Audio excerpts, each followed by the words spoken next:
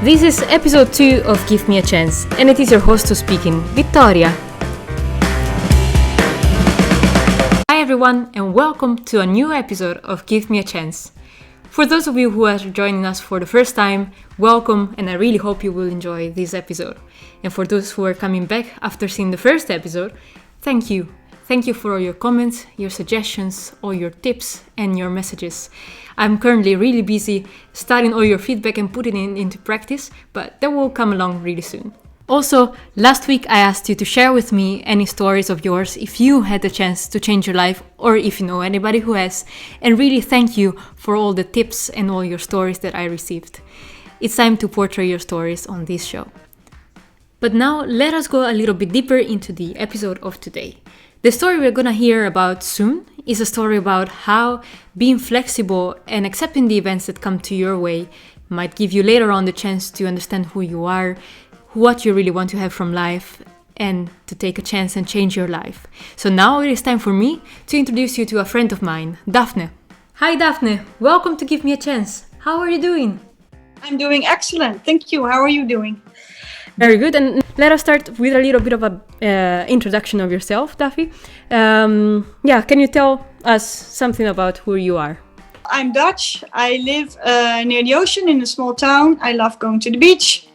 I have an apartment with my cat, a little red and white cat called Lava. Oh. And I work in finance, in asset management. And in my spare time, I sing in a rock band. It's called Mental Shift Band. You can find it on YouTube or on Instagram or on Spotify. If you look at when in your life it was time to take a chance and when you got the chance to change your life, can you tell us something more about that? Yeah, so for me a big shift happened when I started working. So I graduated in 2008 and 2008 was the year when the world was in a big economic crisis. So Lehman Brothers fell and the economy just crashed. So I was just fresh out of university. I had my degree in work and organizational psychology, and nobody was hiring work and organizational psychologists because, it's not really core business. Most big businesses could do without. So there weren't any vacancies. So I was just out of a job. I walked into a temp agency after being unemployed for a couple of months. And I said, I don't really care what kind of job at this point. I just really want to be employed.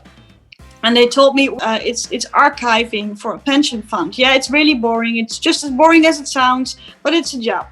So they set up a job interview. And it turned out they didn't really look for somebody that would just archive. They actually looked for somebody who could do more of the all-round administrative tasks. And this particular vacancy was on the department called asset management. So they were all about finance. I knew nothing about economics. And they basically said, well, you seem like a smart young woman and you seem like a nice person to work with.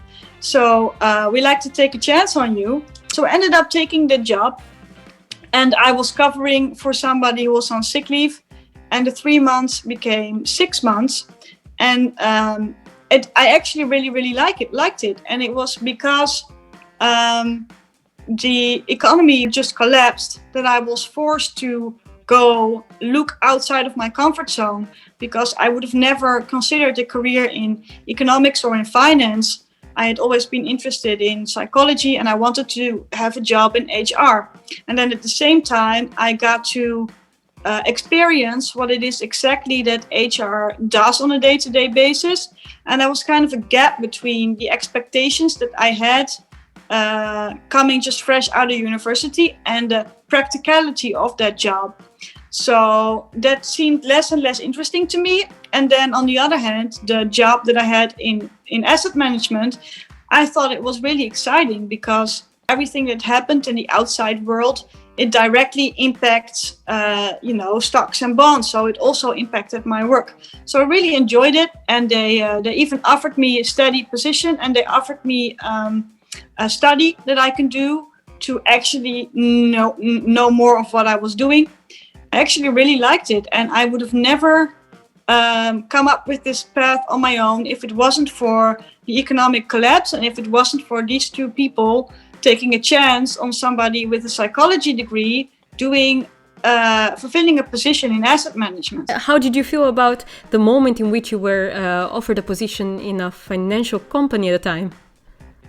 Well, I kind of grew into it because, I started out with 3 months archiving. So I thought, it didn't seem intimidating to me because it was only 3 months and it was supposed to be archiving and the expectations weren't that high. And then the 3 months got extended to 6 months.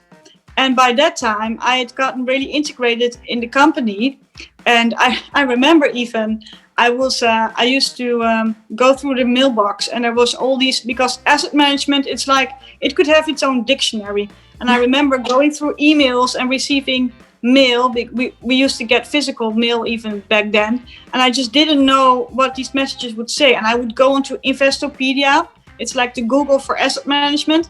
And I printed out the entire website from A to Z. And I printed it out and I put it in a folder. And I started memorizing all the terms. So on my own, I started learning to perform my job better. And, when they saw me doing that, that's when they offered me and my colleague like an actual official education. And that's what kickstarted my career in asset management. And it all would have never been if it weren't for those kind of random circumstances of the economic collapse and these people deciding, it seems unlikely, but we'll give it a shot with her. And what are the other skills that you got to learn by pursuing this path? Perseverance, that's a big one, because if you want to have a career in asset management, the pressure is going to be high and results are not going to come instantly. So you have to really persevere and pursue your goals, be patient. Also, details matter, especially in asset management. I'm more of a creative person, so I really got to develop that kind of side of me. And also to be more diplomatic. Sometimes you have conflicting interests and conflicting personalities, and you still have to kind of put those aside and just focus on the common goal that you both have. And it's really hard sometimes. As a person, what other skills did you develop over these years? Well, I actually did a little side step. So I worked in asset management for 10 years. And then I thought, I'd never done anything else after my getting my degree. I wanted to try to do something else. So I became an agile coach. I was an agile coach for, I think, 6 months. And then that didn't go well. I was unemployed for 8 months. And then somebody gave me a chance again. And I got to re-enter the asset management world. And how did you go about that period? Because it's a lot of uncertainty and you had just made a switch with your life and with your career. How did you feel about all that and how did you get back on your track? It was awful. I was unemployed and I was also single. So what do you say when you go to a party and somebody asks you, what do you do? Who are you with? You really are thrown just so back into your own self and your own core. Like, who am I? I don't have a job as an identity. I don't have a partner or kids or things like that as an identity. It really forced me to do some serious digging and soul searching. I spent a lot of time by myself at the beach because I lived by the beach back then and we had a wonderful summer, luckily.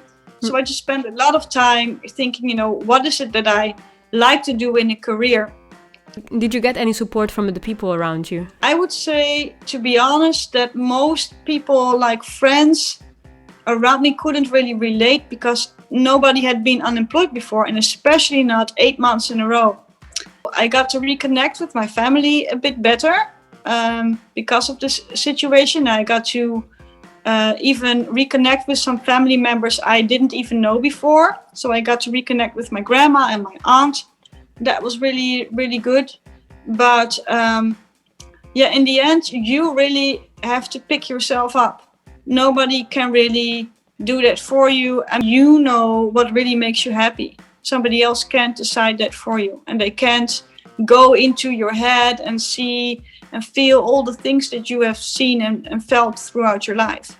And based on that, the fact that you are the only one that can actually make the change and take a chance on starting something new, how do you look back at the 2 periods in which you were really confronted with insecurity, in which you really had to step out of your comfort zone? How did you feel about that, and what did you learn from it?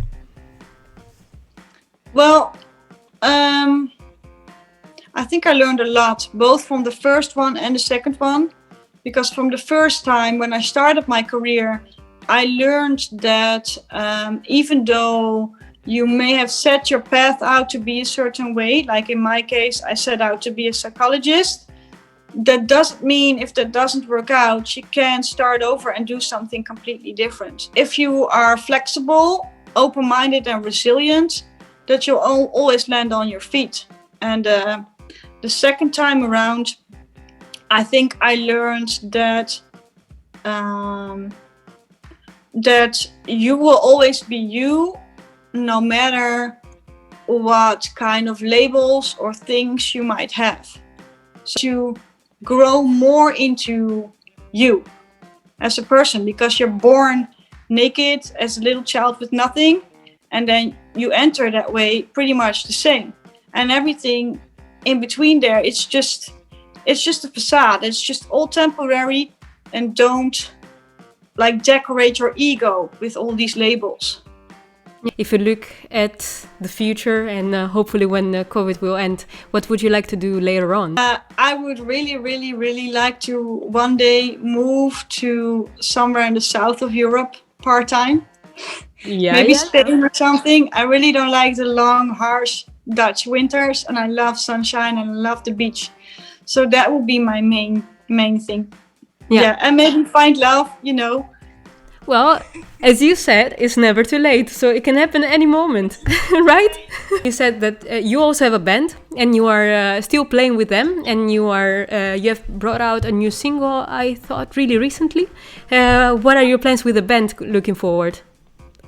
So we're going to release another single, I think, this winter. We are just going to create new songs and release them on Spotify. And I do some video editing, so I make clips for them. So we are just going to continue to do that. And if COVID does end, then maybe we'll do some gigs again. And I'm really looking forward to make some noise again as a band, as a group, in just a rehearsal room, because I really love the energy and the vibe in there. Yeah.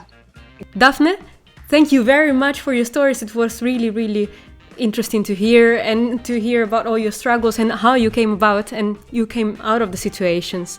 Thank you so much. Well, thank you so much for having me, and I'm honored that you are even interested in my story. No way, no.